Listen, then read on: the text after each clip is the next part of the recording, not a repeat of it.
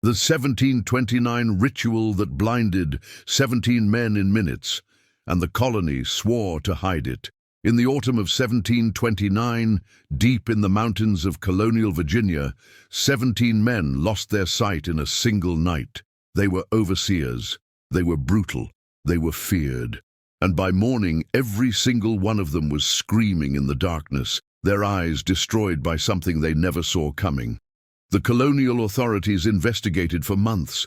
They questioned everyone. They searched the mountains, and when they finally understood what had happened, they made a decision. They buried the truth. They erased the records. They swore to hide this story forever. But secrets, no matter how deeply buried, have a way of surfacing. And after nearly 300 years of silence and suppression, the truth about what happened that October night is finally being told to the world.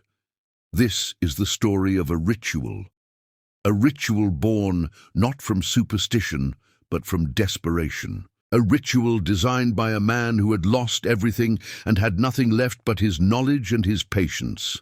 A ritual that would change the lives of everyone at Thornwood Estate and send shockwaves through the entire colonial system. To understand what happened, we need to go back to a time when the Appalachian Mountains were the edge of civilization, back to a place where the law was whatever the powerful decided it was. Back to a world where human beings were bought and sold under the polite fiction of contracts and obligations. The year was 1726. The British colonies in America were expanding rapidly, driven by an insatiable hunger for tobacco, timber, and land. Virginia had become one of the wealthiest territories in the New World, but that wealth came at a terrible price. At the foundation of this prosperity was a system of forced labor that ground human beings into dust. At the bottom of this system were the indentured servants. These were men and women, mostly from England, Scotland, and Ireland, who had signed contracts exchanging years of their lives for passage across the Atlantic. In theory, they would work for a set number of years, usually between 5 and 7, and then be granted their freedom, along with a small piece of land or a sum of money. In practice, many of them never lived to see that freedom. They were worked beyond endurance. They were denied adequate food and shelter. They were punished for the smallest infractions, and when they died, they were thrown into unmarked graves and forgotten. Thornwood Estate was one of the most notorious plantations in the Virginia frontier. It sat in a remote valley in the Appalachian foothills, surrounded by dense forests and steep mountain ridges. The nearest settlement was 3 days away on horseback. There were no magistrates here, no courts, no appeals. The estate was a world unto itself, ruled by men who answered to no one. The owner of Thornwood was a man named Lord Aldrich Pemberton. He was a wealthy aristocrat who had inherited the estate from his father and had never once set foot on the property. He lived in London, attending parties and collecting profits, while his overseers ran the plantation with absolute authority. As long as the tobacco shipments arrived on schedule, Lord Pemberton did not care how they were produced. He did not want to know. The man in charge of Thornwood was the head overseer, Samuel Whitmore. He was 43 years old when this story takes place, a large man with cold eyes and hands that had delivered more punishments than anyone could count. Whitmore had been born in the colonies and had worked his way up from common laborer to the most powerful position at the estate. He was intelligent, absolutely ruthless, and completely without mercy or compassion. The servants feared him more than they feared death itself in that harsh place. Under Whitmore's command were 16 other overseers. They were a mixed group. Some were former soldiers who had fought in European wars and had developed a taste for violence. Some were criminals who had fled justice in England and found a new home in the lawless frontier. Some were simply men who had discovered that they enjoyed having power over others. Together, these 17 men controlled nearly 200 indentured servants who worked the tobacco fields from dawn until dusk, 6 days a week, year after year. The conditions at Thornwood were brutal even by the standards of the time. Servants received barely enough food to keep them working. They slept in wooden shacks with gaps in the walls that let in the freezing mountain winds. They were beaten for speaking without permission, for working too slowly, for looking an overseer in the eye. Those who tried to escape were hunted down with dogs, dragged back to the estate, and whipped in front of the assembled servants as a warning. Their contracts were extended by years as additional punishment. Many chose to endure rather than risk such a fate. Many did not survive the choice. This was the world that Elias Crane entered in the spring of 1726. Elias was 31 years old when he arrived at Thornwood. He was not a large man, nor a physically imposing one. He had the look of someone who had spent his life indoors, with pale skin and thin hands, more suited to holding a pen than a farming tool. But there was something in his eyes that set him apart, a stillness, a watchfulness, the look of a man who was always observing, always calculating, always waiting. Elias had been born in London, the only son of a printer and a seamstress. His parents had saved every penny they could to give him an education, and as a young man, he had apprenticed under an apothecary in the city. For 7 years, he had learned the secrets of herbs and chemicals, the properties of plants, the art of mixing substances to heal or to harm. He had developed a sharp mind and a remarkable memory. He could read and write in an age when most common people could do neither. He had seemed destined for a comfortable life. But fate had other plans. A business venture had gone wrong. Elias had invested everything he had in a shipment of goods that never arrived. The ship had sunk somewhere in the Atlantic, taking his money and his future with it.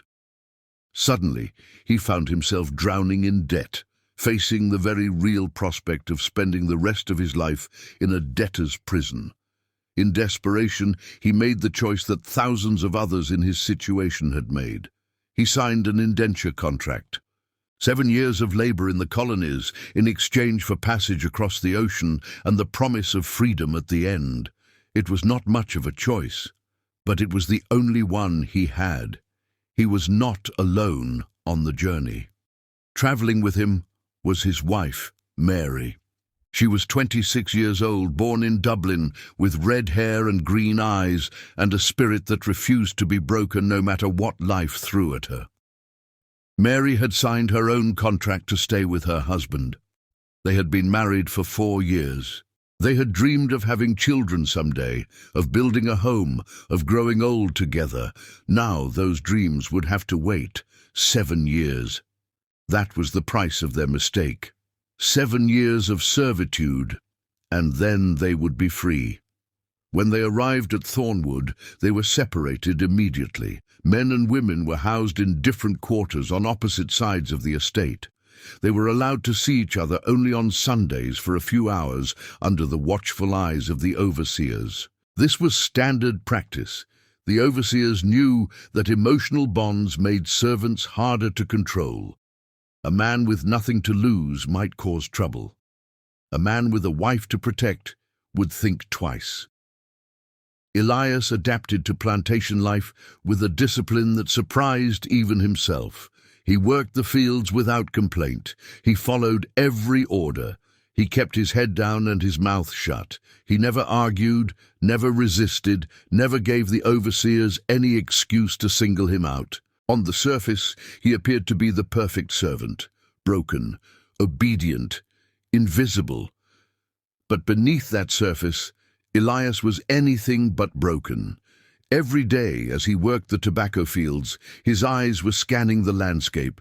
He memorized the layout of the estate, the location of every building, every path, every hiding spot. He studied the routines of the overseers, learning which ones were drunk by noon and which ones stayed alert, which ones were cruel for pleasure and which ones were simply doing a job.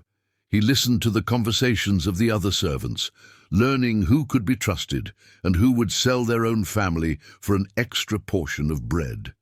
And whenever he could, he studied the plants. The Appalachian Mountains were a wilderness unlike anything Elias had seen in England. The forests were ancient and dense, filled with species that had never been catalogued by European scientists. In his limited free time, usually on Sunday afternoons after his brief visits with Mary, Elias would walk along the edges of the forest, collecting leaves and roots and flowers. He would dry them in secret places. He would test their properties on small animals. He was building a catalogue, a mental library of the chemical weapons that nature had hidden in this strange new land. One plant in particular caught his attention. The local servants called it devil's weed or fireflower. It grew in shaded areas near streams with broad, dark leaves and clusters of small white blossoms. Everyone avoided it because touching the leaves caused a painful burning sensation on the skin. But Elias discovered something that no one else knew. When the leaves were dried, crushed into powder, and exposed to heat, they released an invisible vapor. In small amounts, this vapor caused irritation and temporary discomfort.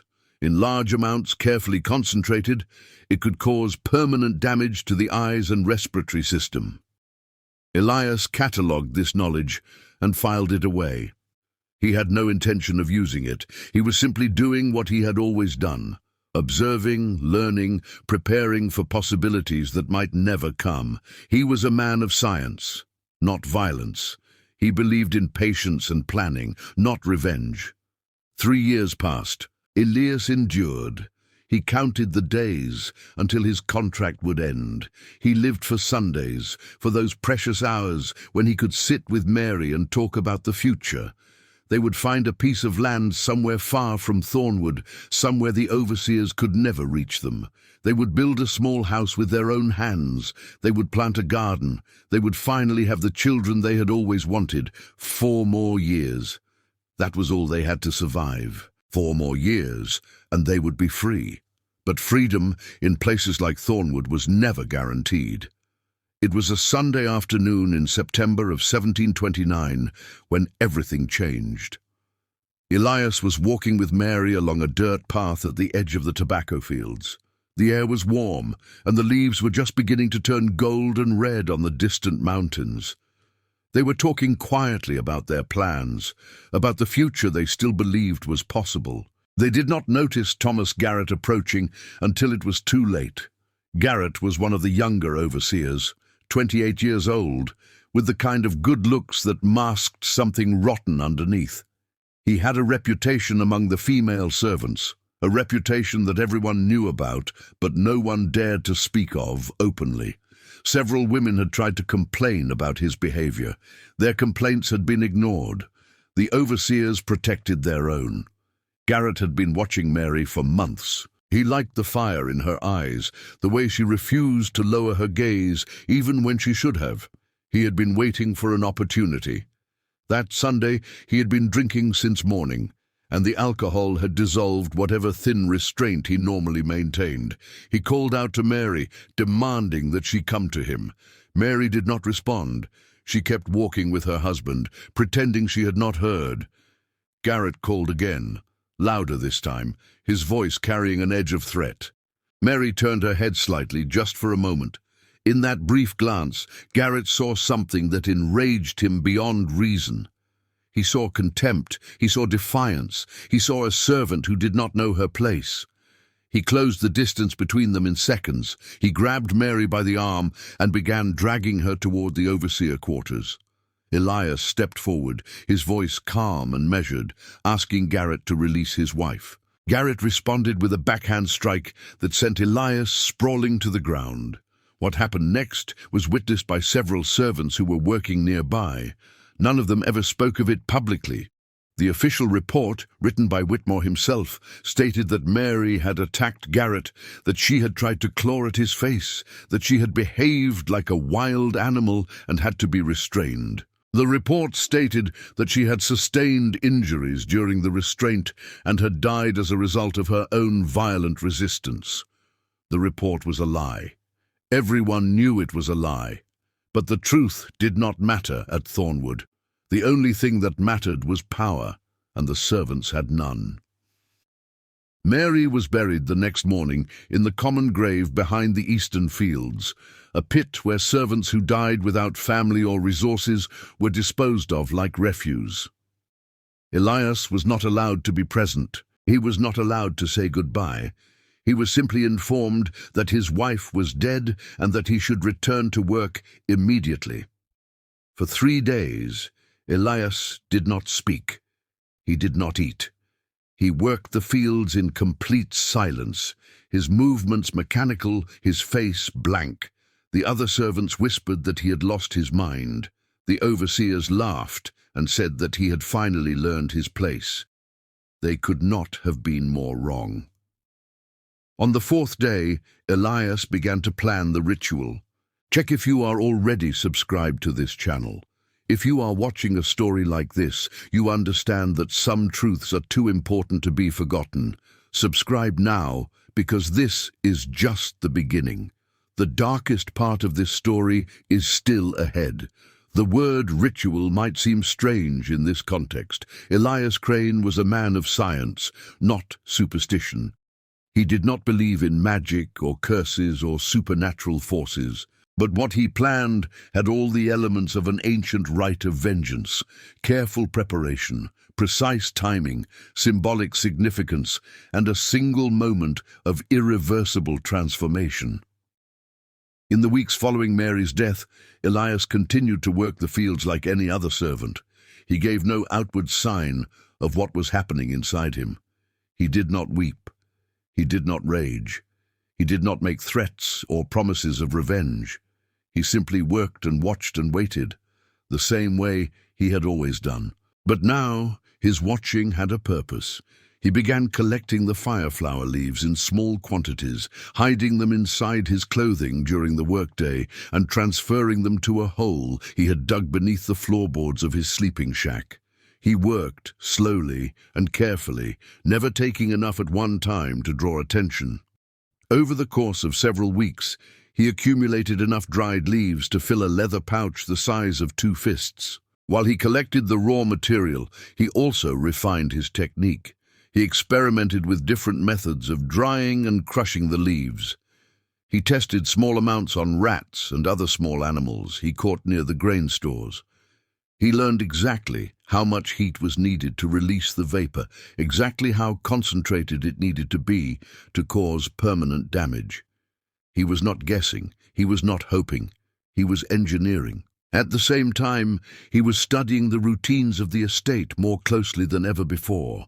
He learned that every year, on the night of October 14th, the overseers held a celebration to mark the end of the tobacco harvest. It was the one night of the year when all 17 of them gathered in the main hall, drinking and feasting and congratulating themselves on another successful season. The servants were locked in their quarters during this celebration. No one was allowed outside. This was the opportunity Elias had been waiting for. The main hall was a large wooden building at the center of the estate. It had been built by the original owner decades earlier and was the only structure at Thornwood with any pretense of grandeur. It had a high ceiling, small windows set near the roofline, and a massive stone fireplace at one end that provided heat during the cold mountain nights. The building had only 2 entrances, a main door at the front and a smaller door at the back that led to the kitchen. Elias realized that the fireplace was the key to everything. If he could introduce his concentrated powder into the fire during the celebration, the heat would vaporize the substance and spread it throughout the enclosed space. The overseers would spend hours breathing the contaminated air without ever realizing what was happening. By the time they went to sleep, the damage would already be done. But there was a problem. Servants were forbidden from entering the main hall under any circumstances. The kitchen was staffed by a separate group of servants who were closely monitored throughout the celebration. There was no way to access the fireplace from inside the building. Then Elias remembered the chimney. The main hall's chimney rose high above the roofline, a dark column of stone venting smoke into the mountain air. At night, when the fire was burning strong, warm air would rush up through the chimney, creating a powerful draft. If Elias could climb onto the roof and drop his powder down the chimney, the draft would pull it down into the flames. The heat would do the rest. Reaching the roof would be dangerous. The building was 2 stories tall. There were no ladders accessible to servants. And even if Elias could find a way to climb up, he would need to do it during the celebration itself, while all 17 overseers were gathered directly below him, while any sound or misstep could mean discovery and death. He decided to take the risk. In the days before October 14th, Elias made his final preparations. He scouted the main hall from every angle, looking for a route to the roof. He found it on the eastern side of the building, where a rusty drain pipe ran from the roofline to the ground. The pipe was partially hidden by a storage shed, which meant he could climb without being seen from most of the estate. He tested the pipe one night, climbing just a few feet to make sure it would hold his weight. It groaned and shifted, but it held. He also prepared his powder. He crushed the dried leaves into the finest particles he could manage, then sealed them in a leather pouch with a drawstring. He calculated the amount carefully. He needed enough to fill the hall with vapor for several hours, but not so much that the overseers would notice an unusual smell or taste in the air. The substance was nearly odorless when burned, but Elias was taking no chances. Finally, he made a decision that would define the rest of his life. He decided to act alone. There were other servants at Thornwood who hated the overseers as much as Elias did, men who had been beaten and humiliated, men who had watched friends and family members worked to death or thrown into unmarked graves. Elias could have recruited them. He could have organized a coordinated uprising. With enough people, they might have been able to overwhelm the overseers through sheer numbers. But Elias knew the history of such uprisings. They almost always failed. Someone would talk. Someone would get scared. Someone would make a mistake. And the punishment for a failed rebellion was not just death, it was torture. It was the execution of everyone involved and everyone suspected of involvement. It